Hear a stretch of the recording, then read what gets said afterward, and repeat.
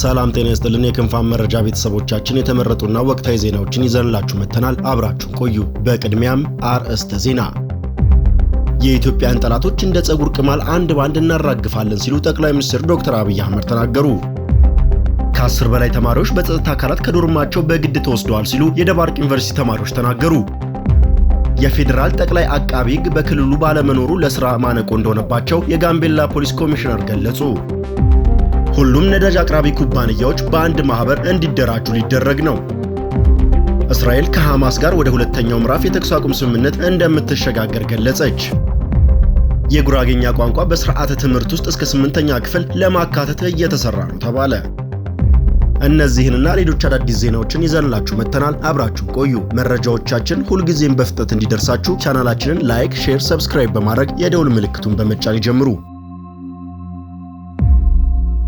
የኢትዮጵያ ጠላቶች እንደ ጸጉር ቅማል አንድ ባንድ እናራግፋለን ሲሉ ጠቅላይ ሚኒስትር ዶክተር አብይ አህመድ ተናገሩ። ጠቅላይ ሚኒስትሩ ይህን ያሉት 20ኛው የብሔር ብሔረሰቦች ህዝቦች ክብረ በዓል በዛሬው ዕለት በማዕከላዊ ኢትዮጵያ ክልል ሆሳና ከተማ ሲከበር ባደረጉት ንግግር ነው። ጠቅላይ ሚኒስትር አብይ በዚህ ወቅት የሀገር መሻትና የባንዳ ፍትህ መለየት ይጠበቅብናል ያሉ ሲሆን ባንዳ በክፋት የኛን መሻት ለማጨለም ሲል ኢትዮጵያውያንን ለባንዳ ፍላጎት መሳሪያ እንዳንሆን ሲሉም አሳስበዋል። እርስ በርስ መተሳሰብ ሲገባን ክፉ እሳቤ ያለውን የባንዳ መሻት በውስጣችን እናስገባ እና በታሪክ ተወቃሽ እንዳንሆን ኢትዮጵያ ልብ ገዝተን ሰላማችንን እናጽና ያሉት ጠቅላይ ሚኒስትር ዶክተር አብይ አህመድ አክለውም በንግግር እነመን የተሰማራንበት ስራ መስክ ሁሉ በትጋት እንስራ፣ ሌብነትን እንጠየፍ፣ የሀገርን ጥቅምና የህዝባችንን ክብር እናስቀድም፣ ለዘመናዊነትና ለለውጥ ክፍት እንሁን፣ ሉዓላዊነታችን ሁሉም መስክ እናሳካም ብለዋል። ኢትዮጵያ በብዙ ተስፋ የተሞላች ሀገር መሆኗን ያነሱት ጠቅላይ ሚኒስትሩ አያይዘውም ብዙ አስደናቂ ጅማሮችና ውጤቶች እያሳየች እየተመነደገች እያንሰራራች ያለች ሀገር ናት ሲሉም ገልጸዋል። ይህ መልካም ጅማሮ በፈጣሪያችን የሚደገፍ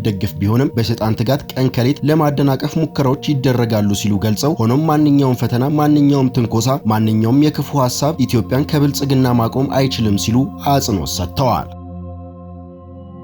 ከ10 በላይ ተማሪዎች በጸጥታ አካላት ከዶርማቸው ተወስደዋል፣ ከትምህርት የተባረሩም አሉ ሲሉ የደባርቅ ዩኒቨርሲቲ ተማሪዎች ተናገሩ። ተማሪዎቹ ከሳምንት በፊት እርቦናል በማለት የተቃውሞ ሰልፍ ያካሄዱ ሲሆን በሁለት ተማሪዎች ላይ ጉዳት መድረሱን መዘገባችን አይረሳም። 5 ተማሪዎች ከትምህርት ገበታቸው ሲሰናበቱ 3 ተማሪዎች ለ1 ዓመት ከትምህርት ገበታቸው የተወገዱ ሲሆን 19 ተማሪዎች ከፍተኛ የጽሑፍ ማስጠንቀቂያ እንዲደርሳቸውም ተደርጓል። ከሳምንት በፊት እርቦናል፣ ምግብ ይስተካከልልን በሚል ጥያቄ ያቀረቡ የደባርቅ ዩኒቨርሲቲ ተማሪዎች ሰላማዊ ሰልፍ መውጣታቸው የሚታወስ ሲሆን በወቅቱ አመጽ ቀስቅሰዋል የተባሉ ተማሪዎች ሰሞኑን በጸጥታ አካላት በኃይል ከዶርም መወሰዳቸውና የተባረሩም እንዳሉ ተማሪዎች እየገለጹ ናቸው። ህዳር 27 ቀን 2018 ዓ.ም 12 ተማሪዎች ከዶርማቸው በጸጥታ ኃይሎች እንደተወሰዱና ያሉበት እንደማይታወቅ ተማሪዎች የገለጹ ሲሆን አንዳንዶቹ ደግሞ የተወሰዱት ተማሪዎች ቁጥር 17 አድርሰውታል። ሌሎቹ ደግሞ 17 ተማሪዎች ስም ዝርዝር ሲጠየቅና ሲጻፍ እንደተስተዋሉ ገልጸዋል። ምግብ እንዲስተካከል በመጠየቃችን ጥይት ተተኮሰብን ሲሉ በሰላማዊ ሰልፍ ወቅት የደረሰባቸውን በማስታወስ ያማረሩት ተማሪዎች አሁን ደግሞ ተማሪዎች በጸጥታ ኃይሎች እንዲወሰዱ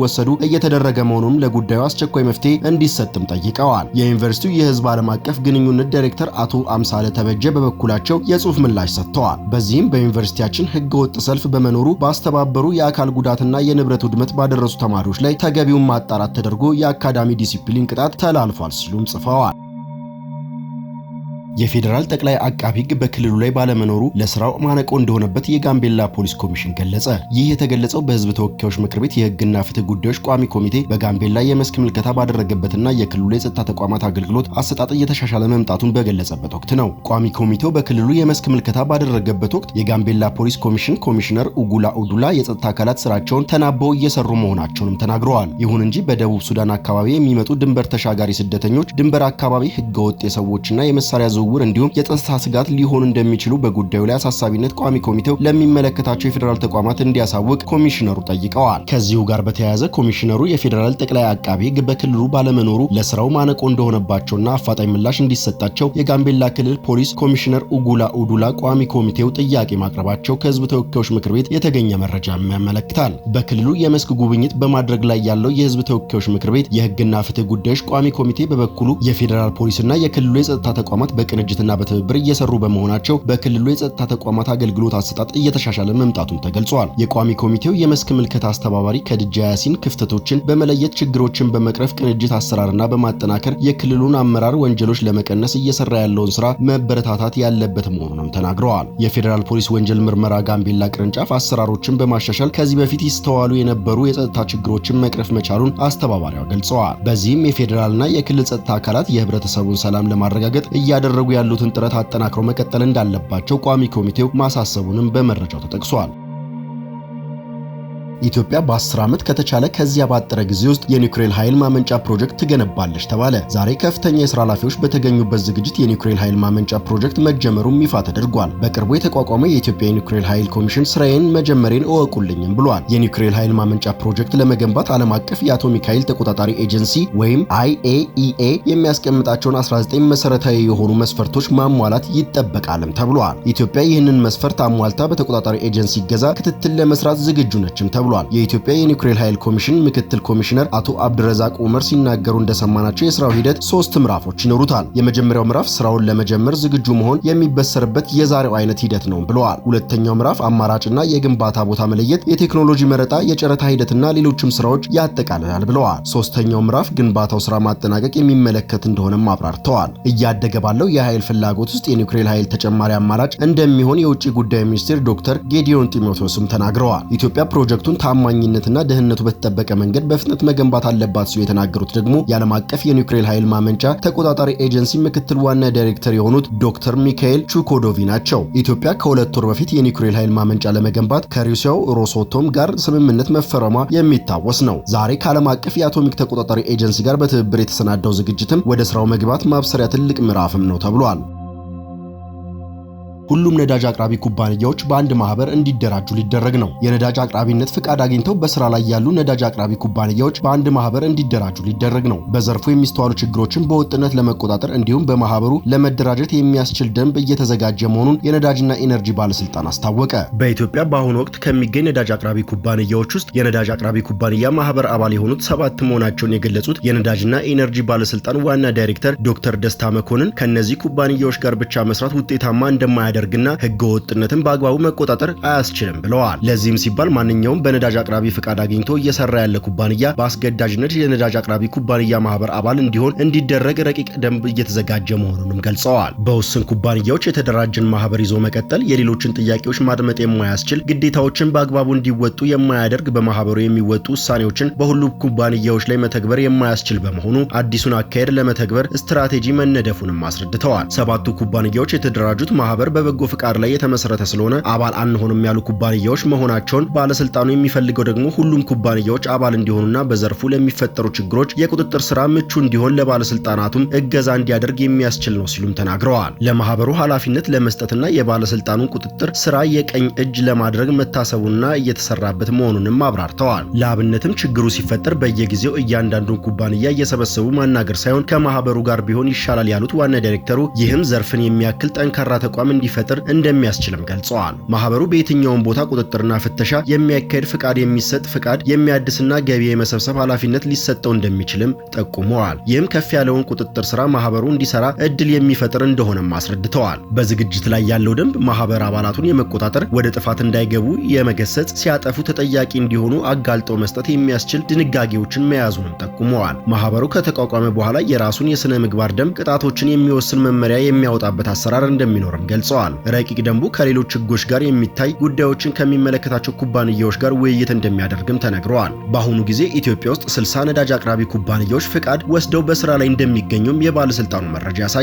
በቅርቡ የነዳጅ ውጤቶችና የገበያ ድርሻን ቀመር ክለሳ ጥናትና የገበያ ድርሻ ውሳኔ ለማስፈጸም የሚያስችል መመሪያ ለነዳጅ አከፋፋይ ኩባንያዎች ቀርቦ ውይይት እየተደረገበት እንደሆነ የገለጹት ዶክተር ደስታ በውይይቱ የቀረቡ ምክረ ሀሳቦችን፣ አስተያየቶችን የማካተት ስራ ሲያከናውኑ መቆየቱና በቅርቡም የመጨረሻ ውሳኔ ተሰጥቶበት ወደ ስራ ይገባልም ብለዋል። የተከለሰው የነዳጅ ውጤት ገበያ ድርሻን ቀመር የነዳጅ አቅርቦትን ከማሻሻል ጎን ለጎን ፍትሃዊና ተደራሽነት ባረጋገጠ መንገድ ምርቱን በቁጠባና በውጤታማነት መርህ በመጠቀም እንደሚያስችል ባለስልጣኑ ጥቅምት 15 ቀን 2018 ዓ.ም ከነዳጅ አከፋፋይ ኩባንያዎች ጋር ባደረገው ውይይት መግለጹ ይታወሳል። ከዚሁ ዜና ጋር በተያያዘ የነዳጅ ሰልፍ የተከሰተው ከአቅርቦት እጥረት ሳይሆን በማህበራዊ መገናኛ ብዙሃን በሚሰራጨው የተሳሳተ መረጃ ነው ተብሏል። በአዲስ አበባ ከተማ ሰሞኑን የሚስተዋለው የነዳጅ ሰልፍ በአቅርቦት ችግር ሳይሆን በተሳሳተ መረጃ ምክንያት መሆኑን የነዳጅና ኢነርጂ ባለስልጣን አስታውቋል። በአዲስ አበባ ከተማ የሚስተዋለው የነዳጅ ሰልፍ ተከትሎ ባለስልጣኑ የማጣራት ስራ መስራቱንና በዚህም አቅርቦት እጥረት አለመኖሩን የነዳጅና ኢነርጂ ባለስልጣን የህዝብ ግንኙነት ኃላፊ በቀለሽ ኩማ ለመናኸሪያ ሬዲዮ መናገራቸውን ክንፋም ተመልክቷል።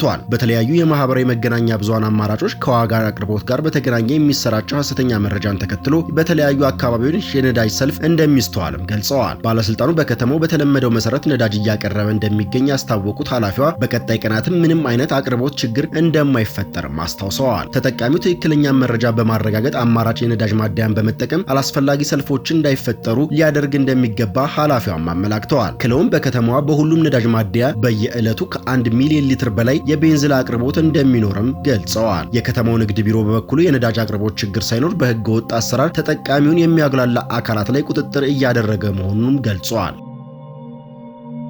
የጉራጌኛ ቋንቋን በስርዓተ ትምህርት ውስጥ እስከ 8ኛ ክፍል ለማካተት እየተሰራ ነው ተባለ። የጉራጌኛ ቋንቋን ለማሳደግ በትምህርት ስርዓት ውስጥ የማካተት ስራ ተጠናክሮ መቀጠሉን የገለጸ ሲሆን በ2017 የትምህርት ዘመን በሙከራ ደረጃ የነበረው የ2ኛ ክፍል የጉራጌኛ ትምህርት ወደ ሙሉ ትግበራ መግባቱን የጉራጌ ዞን ትምህርት መምሪያ አስታወቀ።